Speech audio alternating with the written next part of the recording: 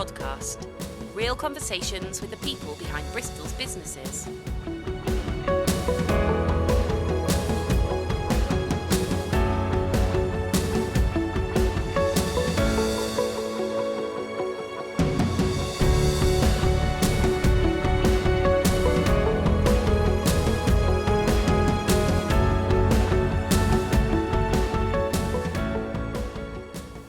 So welcome back to the Bristol Business Podcast, the show where we sit down with people driving Bristol's local economy, one amazing business at a time.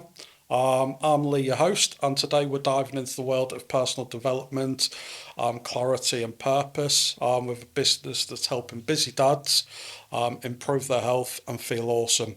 So I'm joined by Paul, founder of Refocus Coaching, a Bristol-based dad who's been on his own journey from being unfit and struggling with own mental health, but has turned his life around and is looking to help people in a similar situation. How are we doing, Paul? You all right? I'm good, thank you. Yeah, great to be here. Thanks for having me. Pleasure, my pleasure. How's your day been? It's been good, very busy. Good stuff, good stuff. So we start at the beginning. So what inspired you to start Refocus Coaching? Well, it's my own personal journey, really, and from taking that journey, realising that I could probably help some others to sort of avoid the pitfalls that I maybe got into, or help them turn it around like I did. So, yeah, I've had a few careers because I'm knocking on a bit now in years, and I kind of got a bit in a rut in my mid to late 30s. Separated from a long-term relationship, although amicably, it still took a bit of a hit on my sort of mental health. And I threw myself into career thinking, make money, climb the ladder, like you do, like you're sort of taught through the system. And I neglected myself. So I was eating really poorly. I stopped playing rugby, stopped exercising, was working long hours, spending hours driving in the car, spending hours at a desk, and I just got into a bit of a slow decline. And as you know, time ticks on with or without us. So suddenly I was in a real state, and then just getting more and more depressed with the state I was in. So I was 19 stone at one point, depending on fast foods, energy drinks, sugar addiction pretty much to get through the day. And then to switch off on an evening, I was hitting booze and other things that were sort of helping me, mask what was going on, really. So I got into a bit of a desperate state, and then I kind of came to a point where I thought to myself, I need to get out of this loop, otherwise I'm just in self-destruct mode. So I would go out on a night out with friends, and I wouldn't care if I wasn't going to make it home or not. So every time someone said, do you want to come out? I'd be like, yep, let's go. And I'd be first man there, last man standing. So I ran away basically from all of that stuff. So I quit my career. I sold everything I owned apart from a tiny amount of stuff, which I put into a big yellow storage container, a wardrobe sized one. And I bought a ticket around the world, 1 year ticket, and ran away. Yeah. So, bit of a long story. But anyway, so I went around Asia, did a bit of backpacking, didn't go on the traditional routes because I was a 36-year-old man and I wasn't a 18 to 20-year-old student on a year out. So I did some volunteering. And then when I got to New Zealand, I wanted to do a tandem skydive. And I was over the weight limit to be able to do that. So in New Zealand, I thought, right, we've got to sort this out because I'm bloody doing that skydive.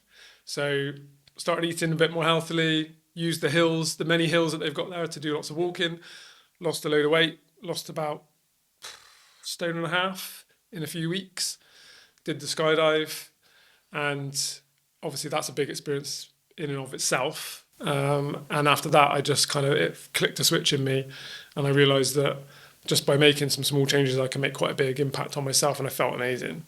So when I came back after the rest of my year, which is a whole other story in itself, the rest of that year, I didn't want to go back into the same industry that I was in before, in the IT industry. Needed a new career, and then started reading up on the science behind what happened to me, the nutrition side of things. And that led me to then find where I got qualified, decided to buy a course, did some study alongside the job that I had at the time, and and then launched Refocus Coaching in 2020. A very strange time to launch a business. Yes. But it's still here, so something's gone okay. Yes. I've survived, and the reason I sort of support dads is because after coming back, I then found a new partner and we had a child, so I'm a dad. And so again, my journey took a bump and I had to learn a little bit more about myself and about how to approach my health, and obviously had a totally new perspective then becoming a dad.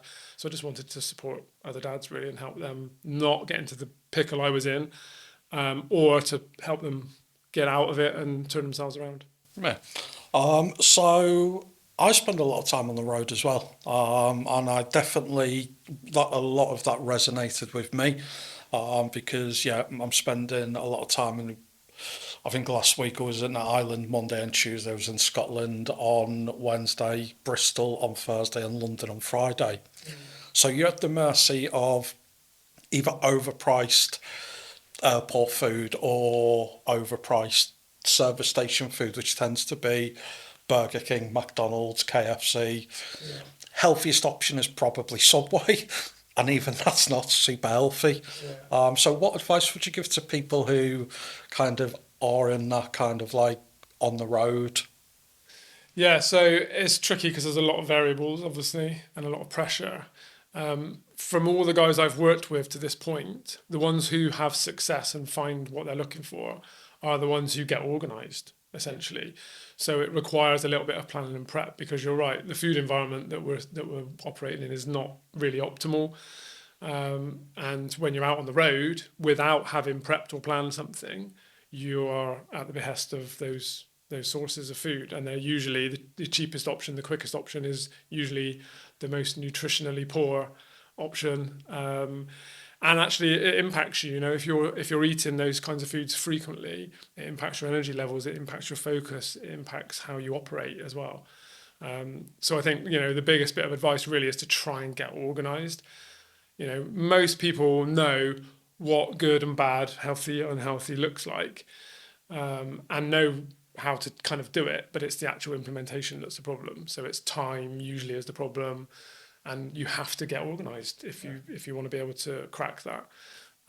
So one of the biggest things I do, a big exercise I do when I work with someone one-on-one, is I get them to write me a food diary. So I say to them, right, before we start, write down every single thing that passes your lips over the week, rough time of day, rough amount of the thing. And even just doing that alters people's behaviours, because it's not, you sort of excuse yourself when you're on the move. You excuse yourself, you think, oh, I'm not going to do this again, I won't do this next time, and you excuse yourself. But when you actually write it down and look at it, you're like, oh, you'll look at a week and go, okay, I can see this is not great. And then you sort of start, and then if you're sharing it with somebody, you'll be like, oh, I'm not going to buy that because I'm going to have to tell this person I bought that. So, that also helps. So having a buddy or someone you're doing it with, or a coach, obviously, can be really beneficial, because, half of it is just you sort of you're happy to let yourself down, but you tend not to let others down. Yeah, it's that accountability system, isn't it? Yeah, it's really big. It really helps. No, awesome. So again, you cover areas like clarity, confidence, and direction. Is there any of those challenges that most of your clients come to you with, or is it a bit of a mixed bag? Yeah, it's a bit of a mixed bag. Like I said earlier, most people know what's good and bad, but there's a few pieces of information. So at the start of when I work with someone, we'll do a little bit of education around how nutrition's serving your body. And usually there's a few things in there where people go, oh, I didn't know that, or I didn't know that this would help support my energy. So I always start with that, really, and get that clarity there. Then you can make some behaviour changes based on that new piece of information. So traditional diets tend to force some sort of restriction in some way or other. So they can all work. There's no one best diet necessarily. And I'm not a fan of restricting food groups, especially if you've got a favourite thing. And why would you remove such joy from your life as to remove a thing that you really like? But I think it's just about understanding what those things do for you and how to then maybe adjust it so that you can perform better off the back of it. So yeah, a bit of clarity, a bit of education around that. And then most of the work is then that behavior change. So it's understanding, why is it my head's in the cupboard at home at 9 p.m. What's leading to that happening, and what can I do before then to help mitigate that at the time? And you can help with that nutritionally. Awesome. Like you say, it's all about moderation, isn't it? Because why restrict yourselves from pasta if you really love pasta?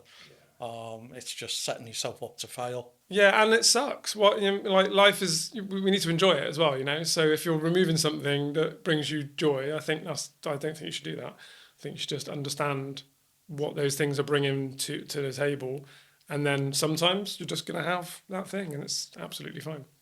Yeah, it's funny you should say about kind of the food diary, and that opens up people's eyes. I had a bit of an addiction to Red Bull, relatively still do, but let's move on from that. And it was the watershed moment from me is when I was doing the recycling, and I looked down at just how many cans were there over the course of a week, and you're like, I can't do that. That's just, yeah, I need to bring it back in a little bit. So. Yeah. Well, it's an expensive hobby as well, isn't it? So if you think about that side of it as well, maybe there's another incentive to kind of choose something different. Yeah, no, definitely. So, just want to move on to the coaching sessions themselves. So, how do they typically work? What can someone expect when they come to you?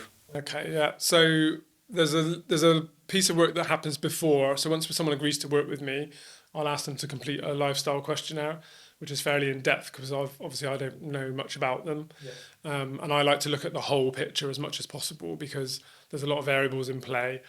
You know, stress comes into it, work patterns comes into it, home setup comes into this thing, and largely a success is down to the environment that they're in. So I'll do this questionnaire, take a few measurements, and then we'll have the first consultation, which is usually 90 plus minutes, often up to 2 hours. Obviously, if they're in Bristol, then we can do that face to face because it's much nicer, but I can do it online as well. And in that then, so I'll take the questionnaire, I'll take the food diary, I'll do some work before that consultation so I'm sort of ready with an idea of where we might need to go. And then we'll just have it's a coaching session, so lots of open questions, digging a bit deeper, finding out what they know and what they think needs to happen, because often people have the answers already. And then we'll look at that environment setup. So, okay, I've got a bit of an idea of what the plan should be in order to get from here to here. These might be the blockers, so how can we address the blockers? And then that's a lot of the time it's down to the individual then to figure out how we do that. So my coaching practice has improved over the years. I think I'm much better at it now, and finding those right questions really to dig down. Once that's done, we've got a bit of a starting point. So usually the client will go away with 1 or 2 sort of mini goals for that first week. And then I offer daily support via WhatsApp. So any questions, any looking at foods, photos of foods, questions about things that they're going to eat. I'm there for that daily. And then there's a weekly call every week then. And that would be online, like a half an hour Zoom call essentially. And we tend to sort of set little mini goals every week. So I work with people typically for 12 weeks as a minimum. There's an overall goal, but then we'll set mini goals along the way. And I like to try and get people into the habit of planning their week ahead. So looking at your diary, because you invariably you know roughly what your week's going to look like. But then looking at it and going, right, how does my nutrition fit into this? How does my movement and exercise fit into this? How is my sleep pattern going to be affected by this? And certainly travel, you know, you have to make a consideration ahead of time. And then, so we're trying to kind of get over the stumbling blocks before they even happen and get planned and organised. And I sort of force that process every week with the idea that in order then to maintain the goal once they've achieved it, that's a habit that they just continue to do. So, you know, like you would look at the start of the week, what's my work week looking like, and plan your work week, we do it with your life and your nutrition and your, you know, how you're going to look after your body. And I think it's a really good habit, and that's the one, you know, again, everyone I check in with months later, that's the one thing that keeps them maintained, is that they keep doing that process. Yeah, it's about being deliberate with the actions. Exactly. Yeah. Awesome. So mental clarity and resilience are major themes in your work. How do you help clients develop these qualities in practical terms? Yeah, so I like to work on that accountability piece, but I like to challenge a client to find somebody more important than me to be accountable to. So I call them my MIPs, the most important people. And I think there's a tendency nowadays, we've got so much going on and we're so busy that we can be distracted by too many things and we lose that focus and lose that clarity. So I like to kind of strip away some of that noise and work with a client on making a bit of a list really. Who are your MIP? And then who are your sort of main team that you would rely on around that? If you needed help, who would you call? If someone was in trouble, would they call you? Who are those people? And then everything else outside of that is just sort of noise. So I try and get them to focus a little bit. Often their MIP is wife, partner, kids, business partner, best friend. So then once we've established that, I try and keep that in focus. And I think, and this is where I like working with dads, because if we make it about their kids and then the dad tells their kid what their goal is, you better bet you're accountable then. Yeah.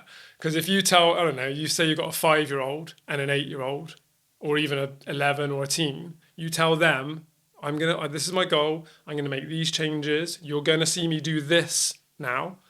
They're going to expect to see it. So I can't see them. I get a text every now and again, and we have a weekly call, but I can't see what they're doing all the time. But then I've got a little accountability partner in the house.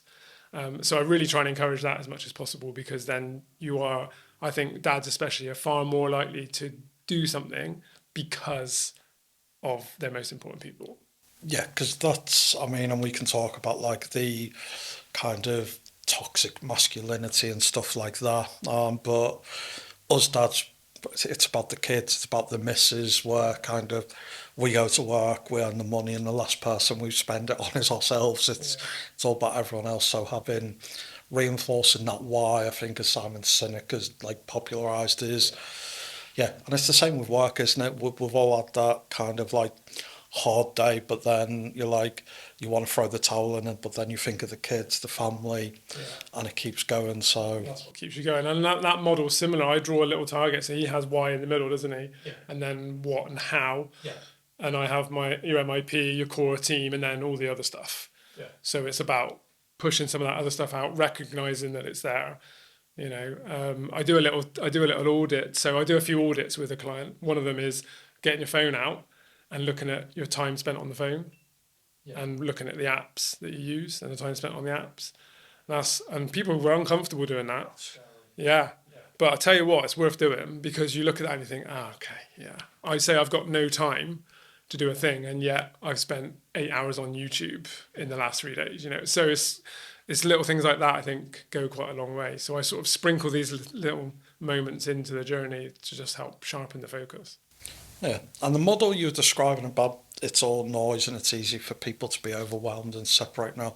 That model what must work really well for, especially if you're dealing with dads as your core audience, people with neurodiversity, so ADHD, things like that. Because I'm ADHD myself. You'll often see me on my soapbox about mental health, ADHD, stuff like that. But a lot of the problem with ADHD is you kind of focus on that end goal. So I want to look like this in 6 months' time, and then it's just so hard to break that down into little goals. Yeah, it is. And there's a lot of noise along the way, isn't there, then, as well? So, and distractions and all this other stuff. So I think, trying to strip away some of that, and reverse engineer that goal a little bit. So break it down into those mini steps. And then you sort of achieve something, and that gives you motivation, bit of momentum, you're feeling good. Then, right, what's the next mini step? And then you go for that one. Yeah, I think it's it's about some guy talk to the people that I mentor for mental health, as well as about, okay, can you do day by day? I can't do day by day. Let's throw that back. Let's do hour by hour, minute by minute. Again, just breaking that down into easy chunks is really, really resonates with me. Just talk about the community. So obviously Bristol Business Podcast. So why is working in the Bristol community important to you? Yeah, so there's a second string to my business, which is I've got a private gym and I have a bunch of dads that come in to the gym on a Sunday morning and a Wednesday morning, and we do strength training circuits. So that's very much local, bricks and mortar in a room together. And it started because I knew a few dads who had kind of got a bit out of shape, wanted to get back in the gym because, if you think about losing weight or getting fit, you associate that generally with going to the gym. And I wanted to do it in a way that would work for them and build that community at the same time. So I started off with literally two guys and me in this private studio. We built a workout, and it was an idea, and we just started, and then the idea grew, and a few guys joined, and then a few more joined, and so we're now at this point where I've got 24 regulars who come in, and for me, I think in the last year, it's grown into more potential. So I want to look to take this support for dads outside of the gym, and I don't want it to just be about come to the gym and have a workout, because some of the feedback I get from the guys is that they come every week for their mental health. They feel amazing afterwards because it's an hour for just them. There's a bunch of other guys, they've got to know each other now, that are going through the same sort of things as them, have the same, understand where they're coming from. Yeah. And so they feel like it's actually more beneficial to their mental health than it is to their physical health, which, that wasn't really the intention when I started it up as a happy outcome. So I'm really keen to try and take that outside of the gym. Like I say, I'm later this year, I'm looking to try and do some things like getting some dads together, just go for a walk somewhere. So, Snuff Mills or through Bradley Stokes parks or, over on the Downs in Clifton or something, and with no agenda. So there's obviously a lot of support for men's mental health. There's a few talking groups that are around in Bristol. And I think they've got a place and they're really valuable. But also I think a lot of guys won't necessarily go to those because of that. There's a bit of a stigma around being able to sit in a room and open up. So my idea is, no real agenda, just a bunch of dads getting together, kick a ball around, go for a walk, have a breakfast, whatever it is, and just talk to other dads about whatever. And when you start to get comfortable, you might resonate with somebody, then you'll bring some problems maybe, and you'll get things off your chest, and maybe you'll just go home feeling a bit better. That's kind of, I think for me in Bristol, I want to build out from that and try and help more dads just connect. Yeah, I think, like you say, the talking groups are great and they have got the place, but you almost need like a happy medium option, almost like a dipping your toe in the water type of option where I'm going to go along, but I don't want to talk. But you then start walking and you pair up with someone and and they'll just say, how's your week been? And you chat. And, that's all you need sometimes, isn't it? It's just another outlet to speak to someone about something that's on your chest, something that you might not say to your wife, might not say to your friends or work colleagues, And I think as well, there's with men, I think they are better at talking and getting on with other people when there's a thing to do, an actual activity. So the gym works really well. So they're all in there working hard. When I'm shouting, let's go, and we're doing a 30-second piece of work, they're all in their own space, focusing on the thing, doing it. But then the times in between, they're chatting and laughing and high-fiving, and, they make those connections themselves. Which is why I say this sort of accidentally has come about, really, because that wasn't the intention at the start. Yeah, one of those happy accidents. But based on the origin story that you shared at the beginning, that must feel really, really nice, because obviously a big pull for you was where you were not in a great mental state. So to be able to help back in that way must be, incredible. It's fantastic, and there's a selfish element to this as well. It means I've got that too. Because I've got all these guys coming in and I can share with them. If I've had a shit week, I can tell them, and a few blokes will be like, come on, mate, you're going to be all right. And so, it works for everybody in the space. But yeah, it feels great. And I think, like I say, it's grown into this thing that I now see so much value in it. I just want to take it outside the gym and do a bit more. Yeah, no, that's amazing. Just talking about the business. So how's it been like building a coaching business literally from the ground up in 2020? Yeah, so I'm not going to lie, it's been hard. When I started the business, it was a side hustle. I had a full-time job, so I used to work in student accommodation. Had a good career there, had a good network, so I was safe. I had income and I could do this on the side. So my first few clients were super duper cheap cost to them, and just trying to build testimonials and build some evidence and figure out my way of working as well, my system.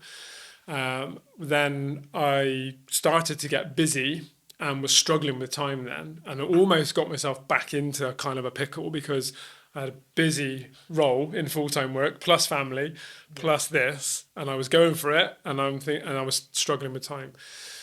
So when I finally made the leap to jump out full-time, there was a relief, but then there's that added pressure then of losing the income that was coming in every month.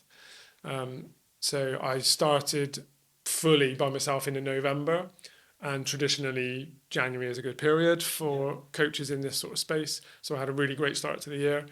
And then the middle of the year was hard, the first year, to the point where I was thinking I need to go and get a job.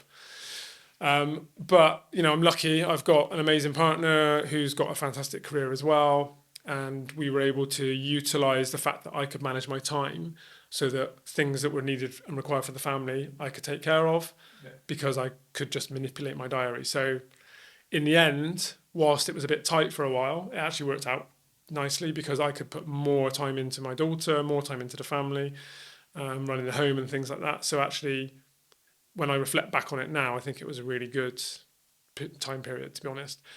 And then, and I've had to learn to market and sell, which is not my thing.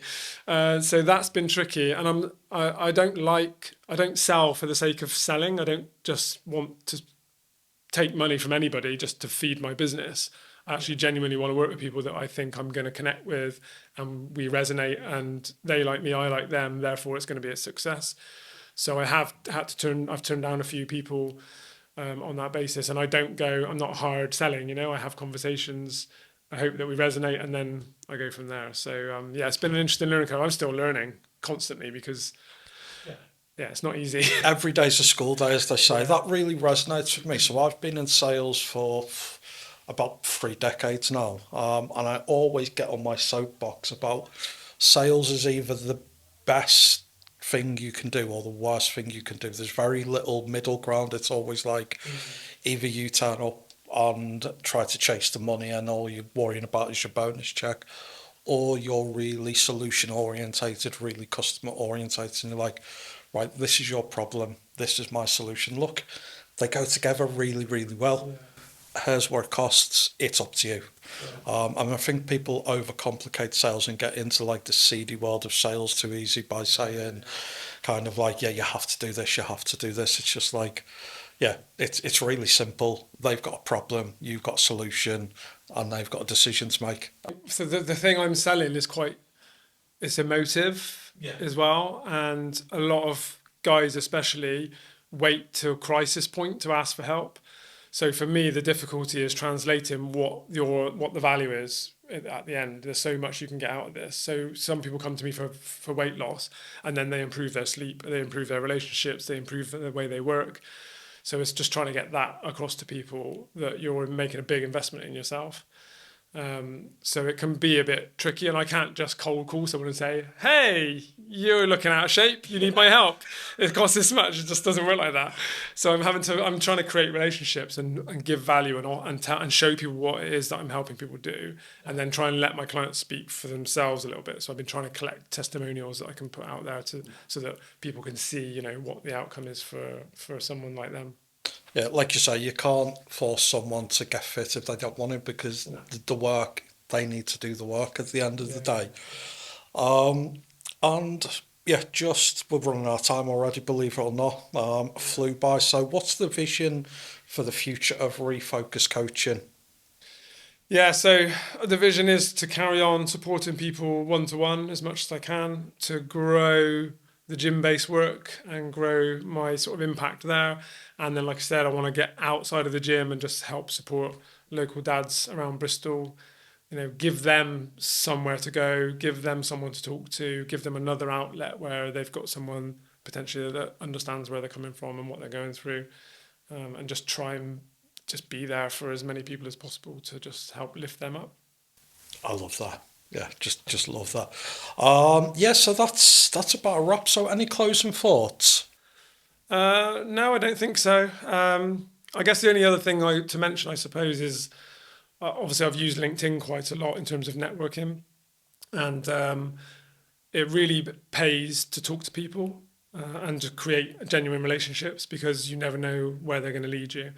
And there's a lot of amazing people on LinkedIn, especially, I find. So I think it's, if anyone's sort of struggling with their business, I would say be brave, reach out, get online to networking events, get in person to networking events, and don't go there to pitch, go there to meet people and meet who's behind the business.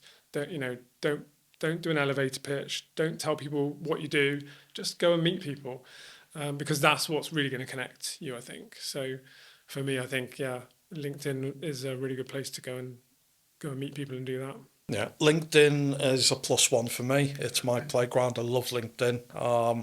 I get a lot of my business coming through LinkedIn just from building relationships, being out there.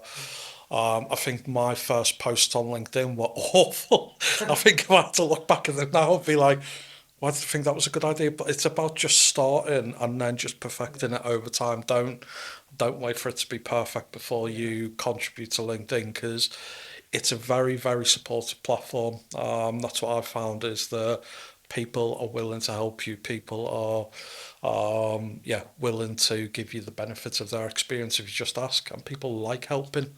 Get on LinkedIn, get to networking events. Again, I love what you said about don't just pitch. I like the saying that you've got 2 ears and 1 mouth. Use them in that order. Listen to people, because if you're too busy talking, you'll miss people's kind of signals of what they're saying to you, and that could be a really good relationship that you build in that you miss if you're just flapping your gums, as they say. So yeah, great piece of advice. So that's a wrap for today's episode of the Bristol Business Podcast. A huge thank you to Paul from Refocus Coaching for joining us, sharing his insights into the coaching world and how he's helping people find direction, resilience, purpose in both life and work. If you'd like to learn more or to book a free discovery call, head over to refocuscoaching.co.uk. And as always, if you enjoyed this episode, don't forget to follow, subscribe, leave us a comment on whatever social media platform you're on today, and stay tuned for the next episode.